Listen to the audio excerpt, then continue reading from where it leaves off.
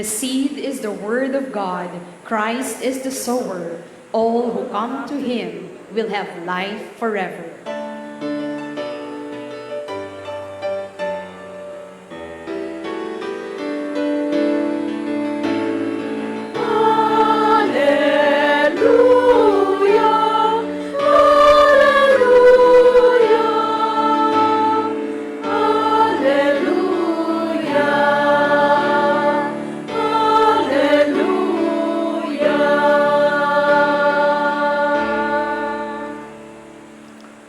The Lord be with you. And with your spirit. The proclamation of the Holy Gospel according to Matthew. Glory to you, O Lord. On that day, Jesus went out of the house and sat down by the sea.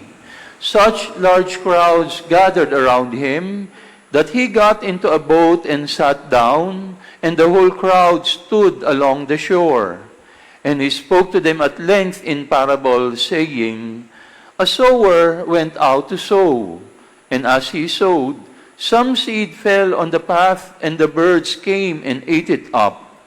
Some fell on rocky ground, where it had little soil.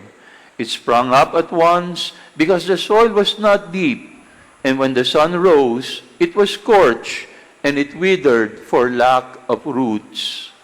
Some seed fell among thorns, and the thorns grew up and choked it. But some seed fell on rich soil, and it produced fruit 100 or 60 or 30-fold. Whoever has ears ought to hear. The disciples approached him and said, Why do you speak to them in parables? He said to them in reply, Because knowledge of the mysteries of the kingdom of heaven has been granted to you, but to them it has not been granted. To anyone who has, more will be given, and he will grow rich. From anyone who has not, even what he has will be taken away. This is why I speak to them in parables, because they look but do not see, and hear but do not listen or understand. Isaiah's prophecy is fulfilled in them, which says, You shall indeed hear, but not understand. You shall indeed look, but never see. Gross is the heart of this people. They will hardly hear with their ears. They have closed their eyes, lest they see with their eyes, and hear with their ears, and understand with their hearts, and be converted, and I will heal them.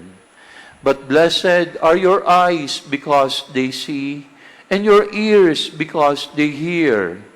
Amen, I say to you, many prophets and righteous people long to see what you see but did not see it, and to hear what you hear but did not hear it. Hear then the parable of the sower.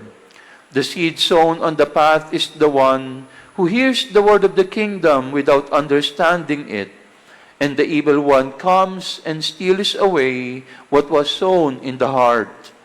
The seed sown on rocky ground is the one who hears the word and receives it at once with joy, but he has no root and lasts only for a time.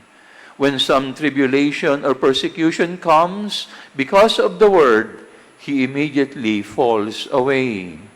The seed sown among thorns is the one who hears the word, but then worldly anxiety and the lure of riches choke the word, and it bears no fruit.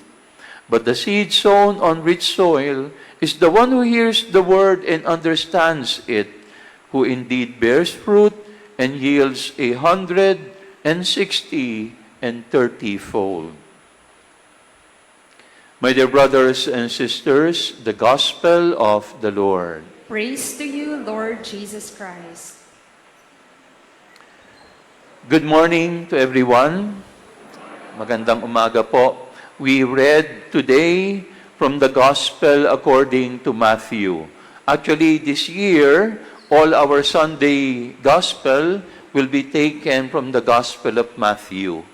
And the Gospel of Matthew is composed of 28 chapters, but these 28 chapters is composed of 5 major discourses. 5 malalaking katuruan. No? The first is from chapter 5 to 7. Ang tawag natin dyan is the Sermon on the Mount. And then chapter 10, that is the discourse on mission or discipleship. And then chapter 13, that is the chapter on the parables. And then chapter 18, yan yung the teaching about community life. And then chapter 23 to 27, to 25, yan naman yung the teaching on the eschatological end, yung end of the world. Now, yung gospel natin ngayon is from chapter 13. Tungkol saan nga uli yung chapter 13? Oh, may nakatanda. Parables. Very good. Ibig sabihin, nakikinig talaga kayo. No? At ngayon, yung parable of the sower. Now, ano ba yung parable of the sower? This is not simply a teaching on how to plant. This is not simply a teaching about agriculture. Huh? What is a parable? A parable, no? Kung ako ang magde-define ng parable, a parable is an earthly teaching with a heavenly message. Yan ang parable. Isang makalupang kwento na may makalangit na mensahe. Kaya dapat, pag nakinig tayo, binubuksan natin hindi lang yung tainga, hindi lang yung mata, pero higit sa lahat yung ating isip, puso at kaluluwa. Dahil meron ito yung makalupang kwento, pero may makalangit na mensahe. And today, the parable that we hear is the parable of the sower. Manghahasik. God, no, symbolized by the sower, throws away the seed, the word of God. And hopefully, we will become good soil that will yield good and 100-fold fruit. Alam nyo, in our first reading from the book of the prophet Isaiah, ang ganda-ganda ng sinabi dito. Sabi dito, the word of God is like rain. It falls to the ground, you cannot stop it. And it will achieve the purpose for which I sent it. Hindi mo mapipigilan ang ulan. No? Kaya nga sabi nung kanta, buhos pa ulan, aking mundo'y lunuring tuluyan. Na? Hindi mo naman yan mapipigilan eh. So you might as well enjoy it. Pero ang sabi dito, it will achieve the end for which I sent it. So ang tanong sa atin, what is the purpose of the Word of God? Why is it that God sends us His Word? Ano ba yung inihasik ng Panginoon? Bakit siya naghasik? Para saan ba iyon? We can identify 3 major purposes of the Word of God. Number 1, the Word of God is informative. Sabihin nyo nga po, informative. Ibig sabihin, nagtuturo. Meron niyang ibinibigay sa ating mga isip. It is informative. The second letter of Paul to Timothy, 2 Timothy 3:16. 2 Timothy 3:16. Anong sabi doon? All of Scripture is inspired by God, and it is useful for teaching, for rebuking, for correction, and for training in righteousness. Ulitin nyo nga. Hindi masyadong mahaba yun, no? Pero ang sabi doon, all Scripture. Lahat daw ng salita ng Diyos. So, hindi lang pailan-ilan, hindi lang kaunti. Kaya ang paalala sa atin dito, kailangan basahin natin o kailangan nabasa natin all of the Scriptures. O, hindi na ako magpapataas ng kamay, pero ilan sa atin kaya ang makakapagsabing, I have already read all of the Scriptures. Alam niyo, may challenge sa atin. If the Word of God is informative, meron niyang practical challenge. Number 1, you must have a Bible. Because if you do not have a Bible, how can you read the Word of God? Pag nagpataas ako dito, sino dito ang may cellphone? Malamang baka lahat tayo may kanya-kanyang cellphone. Parents, before you give your children individual cell phones, please make sure you give them individual Bibles. Dahil mas mahalaga ang mensahe ng salita ng Diyos kaysa sa cellphone. Pero minsan yun ang inuuna natin. Pero all of the Scripture is inspired by God. And it is useful for teaching, rebuking, correction, and training in righteousness. Kaya dapat binabasa natin yan eh. O kaya naman, sana we are faithful in attending the Mass. Why? Kasi ang ganda-ganda ng arrangement ng readings in the Mass. No? Alam niyo, kapag umattend kayo ng misa, meron tayong tinatawag na Year A, Year B, Year C. Kapag Year A, we read from Matthew. From Year B, we read from Matthew. From Year C, we read from Luke. And then in between, nakasingit si John. And then meron naman tayong Year 1 and Year 2, yung first reading at second reading. No, Old Testament naman yan and New Testament. Kaya, if you are attending the Mass for 3 years, faithfully, daily, you would have read all of the Scriptures. Alam niyo ba yon? No? So, attend ka lang ng misa regularly. Maririnig mo ang salita ng Diyos. Kaya lang, kung paminsan-minsan ka lang din uma-attend ng misa, ay talagang paminsan-minsan lang din natin maririnig ang salita ng Diyos. At minsan, nandito ka na nga sa misa, tulog ka pa. No, yan. Yan ang problema natin.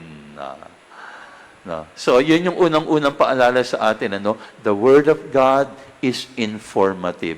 And so, we are challenged, have time and have the will to read the Word of God so that it will inform us. Pangalawa, the Word of God is transformative. It transforms.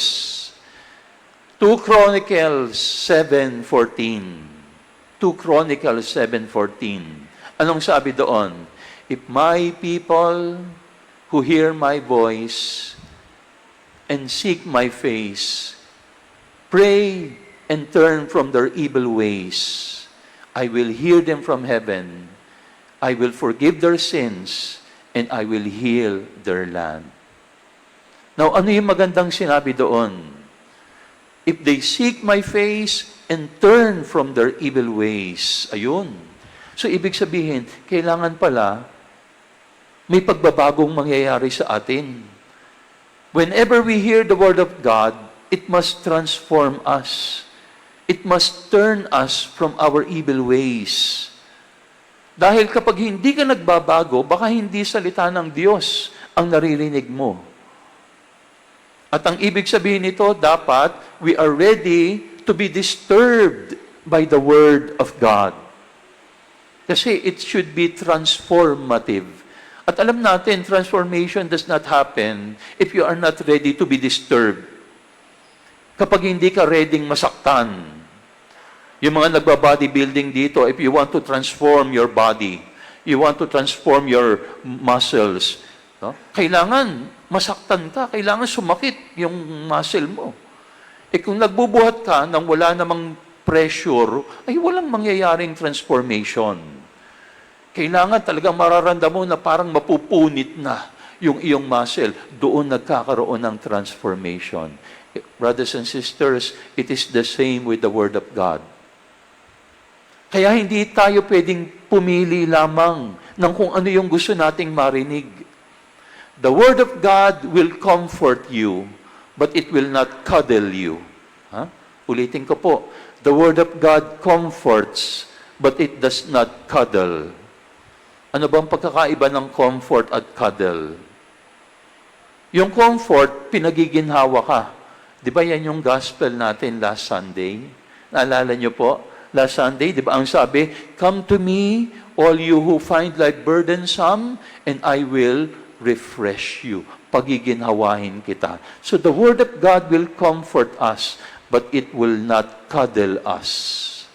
Ano yung cuddle? Bine-baby ka. Minsan, ang gano'n ang gusto natin parang bine-baby tayo. Hindi pwede. Dahil kapag tayo ay laging bine-baby, hindi tayo magmamature. Ha? Kaya ang practical challenge, namimili ba tayo ng gusto nating marinig sa salita ng Diyos? Namimili ba tayo ng ating tinatanggap sa salita ng Diyos? Alam nyo, in the early years of Christianity, merong isang lalaking ang pangalan ay si Marcion. Ganun ang kanyang ginawa. Nireject niya ang buong Old Testament para sa kanya, ay ayoko ng Old Testament. At doon sa New Testament, pinili lang niya yung mga gusto niyang marinig. And he made his own Bible. Ang tawag natin dyan, Marcionism. At nagkaroon siya ng ilang mga disciples. And of course, he was condemned. Bakit? Hindi mo pwedeng piliin lamang yung mga gusto mong marinig. Because the Word of God will not give you what you want to hear. The Word of God will give you what you need to hear. Kaya mga kapatid, halimbawa, kapag narinig nating sinabi ng Diyos that marriage is forever, that marriage is until death, that it is wrong to marry another person if you are still married to your spouse, na adultery iyon, ano kaya ang reaksyon natin? Hindi naman si Father lang ang nagsabi niyan eh.